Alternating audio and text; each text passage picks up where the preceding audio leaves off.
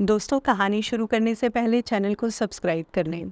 पिछले भाग में हमने सुना कि जतिन किस तरह निशा को उसके साथ होने वाली अनहोनी से बचाकर घर वापस ले आया था, लेकिन उसके दोनों पैर कांच लगने की वजह से जख्मी हो गए थे। जतिन उसे अपनी गोद में उठाकर घर ले आया। वो माँ और दादी के सवालों का जवाब दिए बिना निशा को कमरे में ले गया और उसे बेड पर लेटा दिया। उसके पीछे पीछे माँ और दादी भी कमरे में आ गए। जतिन सामने कुर्सी पर बैठा हुआ था। दादी ने कहा, हम लोग भी इसी घर में रहते हैं, हमें भी पता होना चाहिए कि आखिर तुम लोगों के बीच चल क्या रहा है। जब से तुम दोनों की शादी हुई है, ये घर कम सर्कस का मैदान ज़्यादा बन गया है, जहाँ आए दिन कोई ना कोई नया हंगामा चलता ही रहता है। कल शादी में भी हमारी इतनी बदनामी हो गई। सब रिश्तेदारों के सुबह से फ़ोन पर फ़ोन आ रहे हैं। हम सबको समझा समझा कर थक गए हैं। जतिन की आंखों के सामने अब भी आकाश और निशा का वो एक साथ बेड पर लेटे हुए का चेहरा घूम रहा था। उसे जैसे किसी की कोई बात सुनाई ही नहीं दे रही थी। माँ ने निशा के पास जाकर पूछा, ये तुम्हारे पैरों को क्या हुआ है? तभी एक बार फिर से दादी ने तेज आवाज में कहा, इससे कुछ भी पूछने का कोई फायदा नहीं है। इससे जब भी कुछ पूछने की कोशिश करो तो ये जतिन का मुंह देखने लगती है। और सच में उस वक्त निशा जतिन को ही देख रही थी। जतिन ने खड़े होकर दादी को कुर्सी पर बिठाया और उनकी गोद में सर रखकर नीचे फर्श पर ही बैठ गया। आज पहली बार सबने उसकी आंखों में आंसू देखे थे। ये देखकर उनका दिल भर आया। दादी ने उसके आंसू पोंछते हुए कहा, हम नहीं जानते तुम दोनों के बीच में क्या चल रहा है, और ना ही हमें दुनिया की ही कोई परवाह है। बस हम लोग इतना चाहते हैं कि तुम दोनों खुश रहो। अगर रिश्ता बनाया है तो उसे निभाना सीखो। उस दिन निशा को अपनी गलती पर बहुत पछतावा हो रहा था। अनजाने में ही सही, लेकिन उसने जतिन को बहुत तकलीफ पहुंचाई थी, और अगर वो आज टाइम पर ना पहुंचता तो उसके साथ कुछ भी हो सकता था। वो सोच रही थी कि उसके साथ ही सब गलत क्यों होता है। ना चाहते हुए भी वो किसी ना किसी परेशानी में फंस ही जाती है। सब लोग कमरे से जा चुके थे। निशा और जतिन अब कमरे में अकेले थे। निशा का चेहरा देखकर एक बार फिर से जतिन का गुस्सा बर्दाश्त के बाहर हो गया। उसे समझ नहीं आ रहा था कि वो अपना गुस्सा निशा पर निकाले या खुद पर। एक बार फिर से उसकी आंखें लाल हो गईं। वो निशा के चेहरे के इतने करीब आ गया कि दोनों की नाक टकरा रही थी। तभी एक सर्द आवाज़ निशा के कानों में पड़ी, तुम्हारी हिम्मत कैसे हुई उस इंसान से मिलने जाने की, ये जानते हुए कि कल ही उसकी माँ ने सबके सामने तुम्हारी कितनी बेइज्जती की थी। तुम्हें इतना प्यार है उससे कि इतना सब होने के बाद भी तुम उससे मिलने चली गई। निशा ने उसका हाथ पकड़ते हुए कहा, मेरा विश्वास करो, मैं उससे मिलने नहीं गई थी। जतिन ने उसका हाथ झटकते हुए कहा, हाथ मत लगाओ मुझे। मैंने खुद तुम्हारे फ़ोन में कल रात उसके मैसेज देखे थे। वो तुमसे मिलकर सब गलतफहमियां दूर करने की बात कर रहा था, लेकिन गलतफहमी तो आज मेरी दूर हो गई है। मैं समझता था तुम बहुत सीधी और मासूम हो, लेकिन मैं गलत था। आज पहली बार मुझे एहसास हो रहा है कि तुमसे प्यार करके मैंने अपनी ज़िंदगी की सबसे बड़ी गलती कर दी। उसके मुंह से ऐसी बात सुनकर निशा अवाक रह गई। उसने कभी नहीं सोचा था कि जतिन कभी उससे इस तरह की बात बोलेगा। अभी अभी तो उसके दिल में जतिन के लिए जज्बात पैदा होने शुरू हुए थे, और अचानक उसका ये बोल देना कि तुमसे प्यार करके मैंने गलती कर दी, निशा से ये बात सहन नहीं हो रही थी। उसे ऐसा लगा एक बार फिर से किसी अपने ने उसे ठुकरा दिया। उसने बिना उसकी बात का कोई जवाब दिए हल्का सा मुस्कुराकर आंखें बंद कर ली। जतिन उसे बहुत गौर से देख रहा था। उसने उसकी मुस्कुराहट भी नोटिस की थी, और उस मुस्कुराहट के पीछे छिपे दर्द को भी। वो गुस्से में कमरे से बाहर चला गया और बाहर सोफे पर जाकर लैपटॉप खोल लिया। वो निशा के बारे में ना सोचकर अपना पूरा ध्यान अब सिर्फ अपने काम पर लगाना चाहता था, लेकिन बार बार उसका ध्यान मोबाइल पर जा रहा था, जिसके ज़रिए वो कमरे में लगे कैमरों में से बार बार निशा को देख रहा था कि वो क्या कर रही है। निशा सोई हुई थी। उसे खुद पर गुस्सा आ रहा था कि क्यों वो इस लड़की के सामने इतना मजबूर हो गया है कि ना चाहते हुए भी वो बार बार उसे देखना चाहता है। उसने गुस्से में अपना फ़ोन दीवार पर मारने के लिए उठाया, लेकिन तभी उसका ध्यान सामने वाले सोफे पर बैठी दादी पर गया, जो आंखें फाड़ फाड़ कर उसे ही देख रही थी। उन्हें देखकर जतिन ने वापस अपना मोबाइल सोफे पर रख दिया और दादी को देखकर मुस्कुराने लगा, लेकिन दादी अभी भी उसे अजीब नज़रों से देख रही थी। जतिन मुंह नीचे करके लैपटॉप पर काम करने लगा। शाम के 5 बज रहे थे। काफ़ी देर हो चुकी थी। अभी तक उसने निशा को देखा नहीं था। उसने फ़ोन उठाया और कैमरे में देखने लगा। उसने देखा निशा ज़मीन पर गिरी हुई है। ये देखकर वो तुरंत कमरे की तरफ भागा और निशा को उठाते हुए बोला, क्या हुआ, तुम नीचे कैसे गिर गई? वो मैं कुर्सी का सहारा लेकर बाथरूम तक जा रही थी, अचानक बैलेंस बिगड़ गया और मैं नीचे गिर गई। वो पैर को पकड़ते हुए बोली, मुझे बहुत दर्द हो रहा है। ये सुनकर जतिन को गुस्सा आ गया। बेवकूफ़ लड़की, जो किया है अब भुगतो उसे। क्या एक बार मुझे आवाज़ नहीं दे सकती थी? वो निशा को उठाकर बाथरूम में ले गया और बाहर खड़ा होकर उसका इंतज़ार करने लगा। कुछ देर बाद उसने वापस से निशा को उठाकर बेड पर बिठा दिया। जतिन उसे देख रहा था। वो उस पर गुस्सा करना चाहता था, लेकिन उसके चेहरे को देखकर उसका दिल एक बार फिर से पिघल रहा था। अचानक निशा ज़ोर ज़ोर से रोने लगी। उसकी आवाज़ सुनकर कहीं फिर से सब कमरे में ना आ जाए, इसलिए जतिन ने जल्दी से उठकर दरवाज़ा बंद कर लिया। उसे समझ नहीं आ रहा था कि अचानक इसे क्या हो गया। उसने पूछा, अब क्या हुआ है, क्यों रो रही हो? ये बोलकर उसे चुप करवाते हुए उसके होठों पर हाथ रख दिया। उसका हाथ झटकते हुए वो बोली, तुम मेरे पास क्यों हो? चले क्यों नहीं जाते? निकल जाओ यहाँ से। उसकी ये बात सुनकर जतिन को गुस्सा आ रहा था, लेकिन उसके पैर जख्मी थे और रोते हुए वो किसी 2 साल के बच्चे से कम नहीं लग रही थी। वो उसे चुप करवाते हुए बोला, ठीक है, चला जाऊँगा तुम्हें छोड़कर, पहले तुम ठीक तो हो जाओ। उसकी ये बात सुनकर निशा चुप होने की बजाय और ज़ोर ज़ोर से रोने लगी। जतिन ने उसके मुंह को हल्का सा दबाते हुए कहा, प्लीज़ चुप हो जाओ, अब मैंने ऐसा क्या कह दिया? और एक बार फिर वही हुआ जिसका डर था। दादी बाहर खड़ी ज़ोर ज़ोर से दरवाज़ा पीट रही थी। ये देखकर जतिन ने अपना हाथ माथे पर रख लिया। वो गुस्से में निशा की तरफ देख रहा था। उसने जाकर दरवाज़ा खोला। दरवाज़ा खुलते ही दादी अंदर चली आई। उन्हें देखते ही निशा का रोना कम हो गया। दादी ने पूछा, अब तुम्हें क्या हो गया, क्यों इतनी ज़ोर ज़ोर से गला फाड़ रही हो? जतिन बीच में हकलाते हुए बोला, वो दादी, इसके पैरों में बहुत दर्द हो रहा था, इसलिए रो रही थी। ये सुनकर दादी बिना कुछ बोले दोनों को घूरते हुए कमरे से बाहर चली गई और जतिन की माँ से बोली, लगता है घर पर किसी की बुरी नज़र लग गई है, किसी झाड़ फूँक करने वाले को बुलाना पड़ेगा। दादी के कमरे से जाते ही जतिन ने एक बार फिर से दरवाज़ा बंद कर लिया। उसने देखा निशा फिर से रोने वाली है। उसने हाथ जोड़ते हुए कहा, प्लीज़ चुप हो जाओ। वो उसे ऐसे मना रहा था जैसे किसी रूठे हुए बच्चे को मनाते हैं जो खिलौने मांगने की जिद पर अड़ गया हो। कुछ देर के लिए वो भूल गया था कि वो जतिन सिंघानिया है, जिसकी एक आवाज़ से लोग कांप जाया करते हैं। आज वो एक लड़की को मनाने के लिए भीगी बिल्ली बन गया था। उसने पूछा, क्या हुआ है तुम्हें, दर्द हो रहा है? निशा ने ना में सिर हिला दिया। तो क्या भूख लगी है? एक बार फिर से निशा की गर्दन ना में झुक गई। जतिन को गुस्सा आने लगा था, फिर भी अपने गुस्से को दबाते हुए वो बड़े प्यार से बोला, तो प्लीज़ बताओ क्या हुआ है? माँ की याद आ रही है। उसके मुंह से माँ का नाम सुनकर जतिन चुप हो गया और मन में सोचने लगा, आज सुबह जो कुछ हुआ उसके लिए इसके दिल में कोई पछतावा नहीं है। एक बार इसने अपनी गलती के लिए मुझसे माफ़ी मांगना भी ठीक नहीं समझा, बल्कि अपनी माँ को याद करके ज़ोर ज़ोर से रो रही है। लेकिन मुझे याद करके कभी इसकी आँख से एक आंसू नहीं गिरा। उसने निशा के सिर पर हाथ फेरते हुए कहा, बहुत देर से तुमने कुछ नहीं खाया, मैं कुछ खाने को लेकर आता हूँ, फिर तुम्हें दवाई भी लेनी है। ये बोलकर वो कमरे से बाहर चला गया। दूसरी तरफ निशा सोच रही थी, कितनी आसानी से इसने बोल दिया, हाँ चला जाऊँगा तुम्हें छोड़कर। अगर छोड़ना ही था तो मेरे इतने करीब आने की क्या ज़रूरत थी। जतिन निशा के बराबर में बैठा लैपटॉप पर काम कर रहा था और निशा टीवी देख रही थी।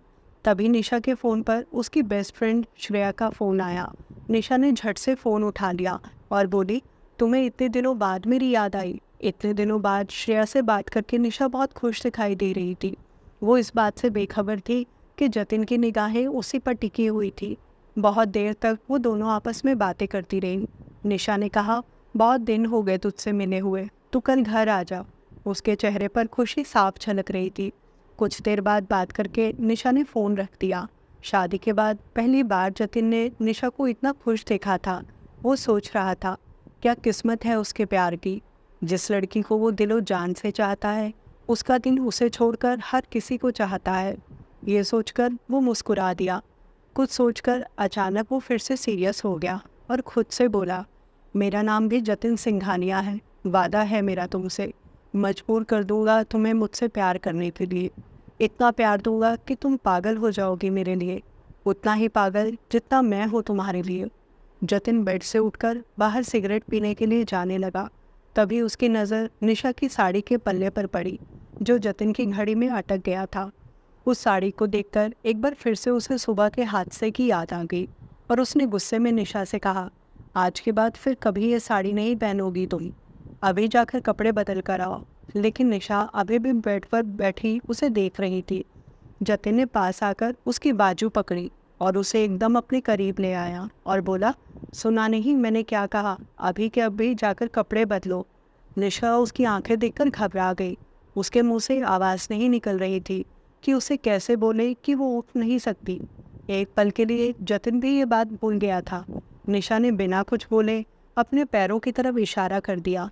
ये देखकर अचानक जतिन को याद आया कि उसके पैरों में चोट लगी है। उसने निशा का हाथ छोड़ दिया और निशा की अलमारी की तरफ चला गया। अलमारी खोलते ही उसमें सामने एक ब्लैक कलर की नाइटी रखी हुई थी। जतिन को निशा उस नाइटी में बहुत खूबसूरत लगती थी। उसने वो निशा की तरफ बढ़ाते हुए कहा, इसे पहन लो। ये बोलकर वो बाहर बालकनी में चला गया। कुछ देर बाद वो वापस कमरे में आया। उस ब्लैक कलर की नाइटी में निशा का गोरा शरीर और भी खूबसूरत लग रहा था। उस पर उसके वो खुले बाल, जिन्हें निशा अपने हाथों से संवार रही थी। उसने एक बार जतिन की तरफ शर्माते हुए देखा और फिर नजरें झुका ली। जतिन एक पल को अपना सारा गुस्सा भूल गया था। उसने निशा के करीब जाकर उसे कसकर अपने सीने से लगा लिया। निशा ने भी अपनी बाहें जतिन के गले में डाल दी। तभी जतिन ने उसके होठों को अपने होठों के पास लाकर उन्हें बेतहाशा चूमना शुरू कर दिया। एक बार फिर से वही प्यारी सी फ्रेंच किस, लेकिन इस बार वो सब ज़बरदस्ती नहीं बल्कि निशा की मर्जी से हो रहा था। जतिन इस वक्त बहुत ही सुकून महसूस कर रहा था। उसके होंठ अब निशा के पूरे चेहरे को छू रहे थे। निशा की आंखें बंद थी, लेकिन उसके होठों पर एक मुस्कुराहट बनी हुई थी। ये देखकर एक बार फिर से जतिन ने उसके होठों को अपने होठों की गिरफ्त में ले लिया। उसने निशा के बालों को हटाते हुए उसकी गर्दन पर किस किया। उसने देखा निशा की नाजुक सी गर्दन पर किस करने की वजह से निशान आ गए थे। उसके हाथ इस वक्त निशा के सीने पर थे, लेकिन निशा को इस बात से आज कोई परेशानी नहीं थी। वो भी आज खुद को रोकना नहीं चाहती थी। जतिन की उंगलियां अब उसकी कमर पर चल रही थी। निशा अंदर ही अंदर पिघल रही थी। आखिर पिघले भी क्यों ना। जतिन से उसे इतना प्यार जो हो गया था, उसके इस तरह छूने से निशा के दिल में दबे हुए जज्बात बाहर आने को मचल रहे थे। जतिन के प्यार का रंग धीरे धीरे अब निशा पर चढ़ने लगा था। तभी वो अपने हाथों से निशा की नाइटी उतारने लगा कि अचानक उसे ज़ोर से चिल्लाते हुए निशा बोली, क्या कर रहे हो? तकिए का कवर क्यों उतार रहे हो? जतिन ने आंखें खोली। निशा उसके सामने बैठी हुई थी और उसे बड़ी बड़ी आंखें करके देख रही थी। वो घबराते हुए बोली, क्या हुआ है तुम्हें? कब से तकिए को मुंह लगाकर इधर उधर घुमा रहे हो? वो सब सपना था। जतिन को अभी भी विश्वास नहीं हो रहा था। उसने बाल हटाकर निशा की गर्दन को देखा, लेकिन वहाँ कोई निशान नहीं था। वो बिना निशा को कुछ बोले उठकर बाथरूम में चला गया। निशा वहीं बैठी हैरानी से सोच रही थी, चोट मुझे लगी है, लेकिन लगता है असर इसके दिमाग पर हो गया है। ये बोलकर उसने टीवी बंद कर दिया और आंख बंद करके लेट गई। जतिन को अभी भी यकीन नहीं हो रहा था कि वो सब सपना था। आखिर उसे अब और कितना इंतज़ार करना पड़ेगा निशा को अपना बनाने के लिए। उसका दिल अब निशा के दिल के साथ साथ उसके शरीर पर भी पूरी तरह से अपना हक चाहता था। आज रात उसे नींद नहीं आ रही थी। निशा के सो जाने के बाद वो धीरे से कमरे का दरवाज़ा खोलकर बाहर चला गया। जाते हुए उसने धीरे से कमरे का दरवाज़ा बंद कर दिया ताकि निशा की नींद डिस्टर्ब ना हो। अब अगले कुछ दिन जतिन हर रोज़ सुबह तैयार होकर कहीं चला जाता और दोपहर होने तक लौट आता। निशा को लगा शायद उसकी चोट की वजह से थोड़ी देर के लिए ही ऑफिस जाता है। आज दोपहर में उसने श्रेया को फ़ोन मिलाया।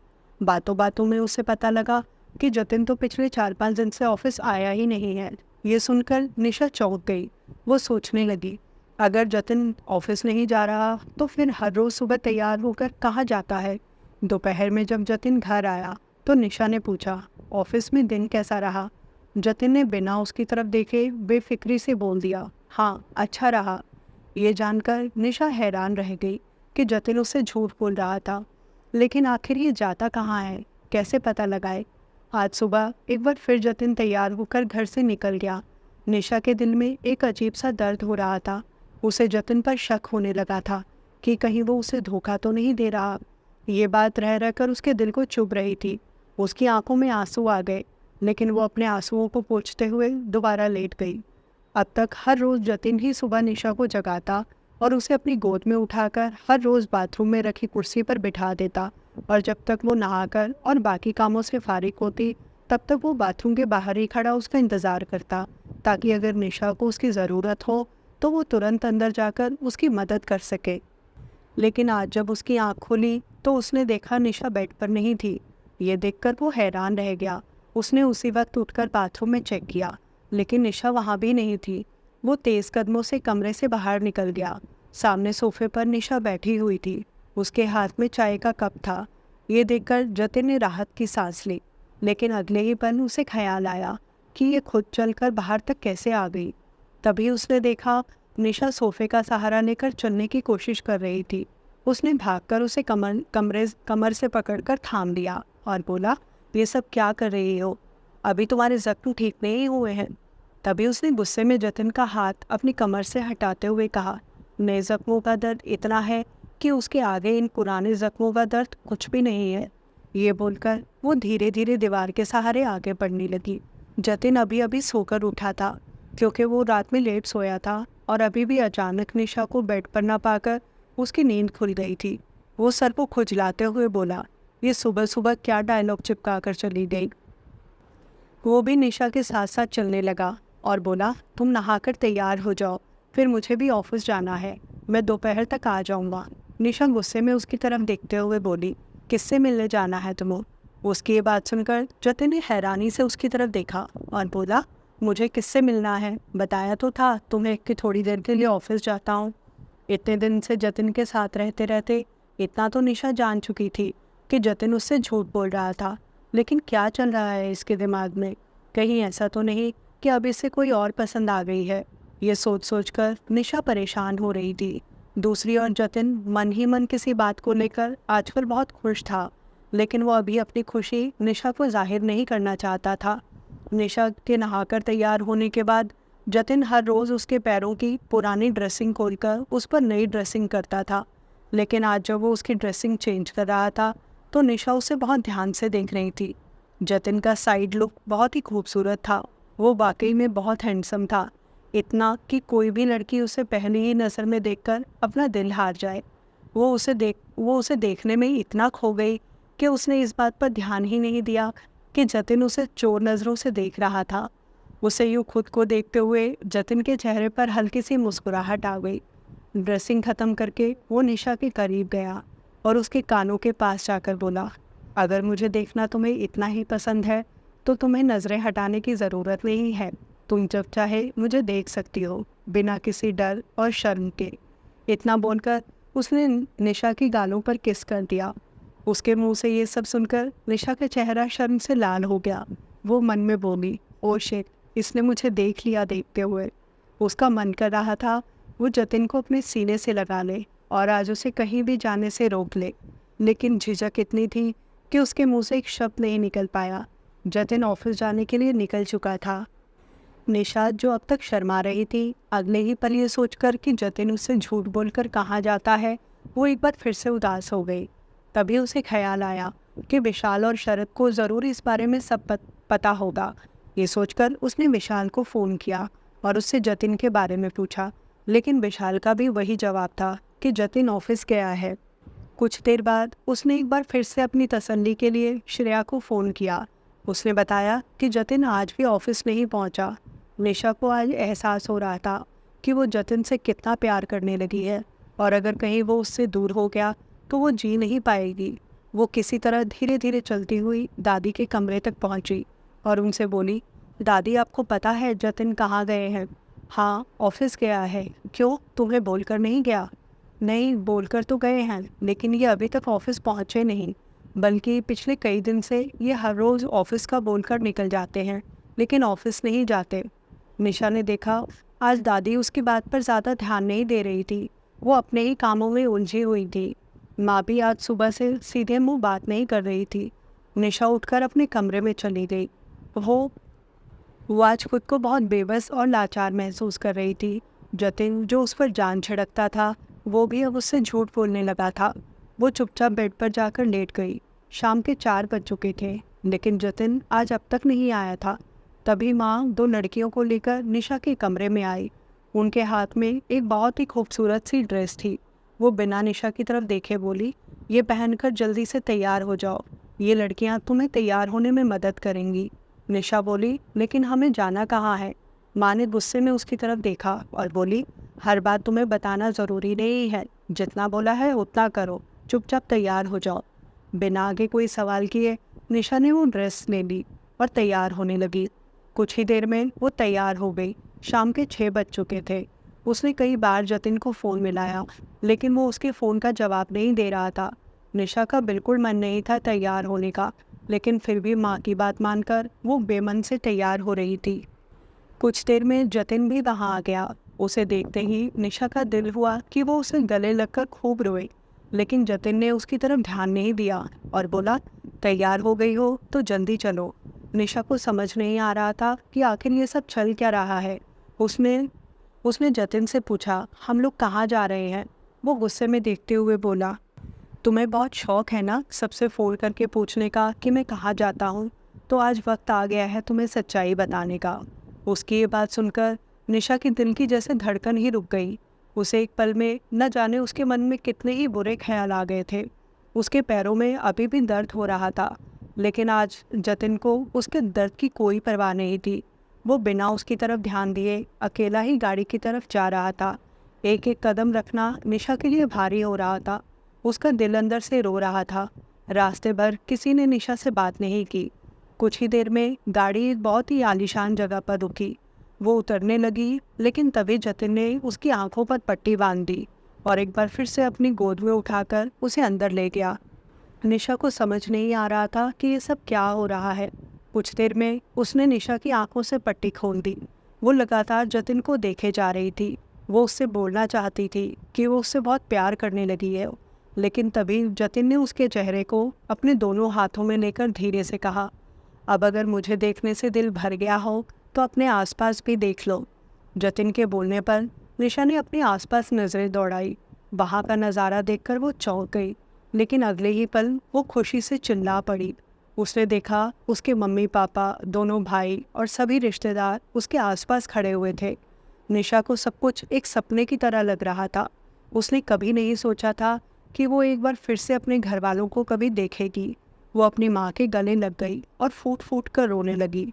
निशा के पिता और भाइयों ने भी उसे गले से लगा लिया। सभी की आंखों में आंसू थे। उसके दोनों भाइयों ने निशा से माफ़ी मांगते हुए कहा, हमें माफ़ कर दे निशा, हमने तुझ पर विश्वास नहीं किया। निशा के पापा भी हाथ जोड़कर उसके सामने खड़े हुए थे। वो भी अपनी गलती पर बहुत शर्मिंदा थे। निशा ने उनका हाथ पकड़ते हुए कहा, आप माफ़ी मत मांगो, आप लोगों ने मुझे एक बार फिर से अपना लिया, अब मुझे और कुछ नहीं चाहिए। तभी जतिन ने धीरे से उसके कान में कहा, क्यों, अब क्या मैं भी नहीं चाहिए हूँ? निशा ने मुड़कर देखा। जतिन मुस्कुराते हुए उसकी तरफ देख रहा था। निशा बिना किसी की परवाह किए उसके सीने से लग गई और बोली, तुमने आज मुझे मेरी ज़िंदगी का सबसे बेहतरीन तोहफा दिया है। जतिन ने उसका हाथ पकड़ते हुए कहा, अब मैं ऐसा और क्या करूं तुम्हारे लिए जिससे तुम्हें मुझसे प्यार हो जाए। ये बोलते हुए उसकी आंखों में नमी आ गई। उसकी ये बात सुनकर निशा हैरानी से उसकी तरफ देख रही थी। उसे याद आ रहा था कि जतिन ने कई बार उसके सामने अपने प्यार का इजहार किया था, लेकिन आज उसकी बारी थी। वो अपने घुटनों पर बैठ गई और जतिन का हाथ पकड़कर बोली, मैं इस दुनिया में अगर किसी इंसान से सबसे ज़्यादा मोहब्बत करती हूँ तो वो सिर्फ तुम हो। सच्चा प्यार क्या होता है मैंने तुम्ही से सीखा है।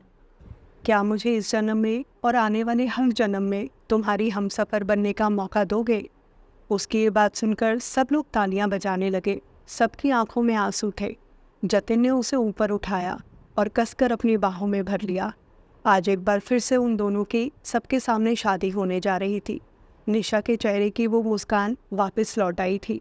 फेरों के वक्त जतिन ने कहा, तुम कभी मेरे पीछे नहीं चलोगी, हम जब भी चलेंगे साथ चलेंगे।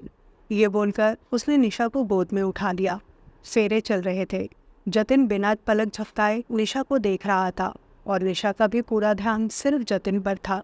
दोनों को देखकर उस वक्त ऐसा लग रहा था जैसे उन दोनों के सिवा वहाँ कोई और नहीं था, एकदम बेफिक्र, एक दूसरे में खोए हुए।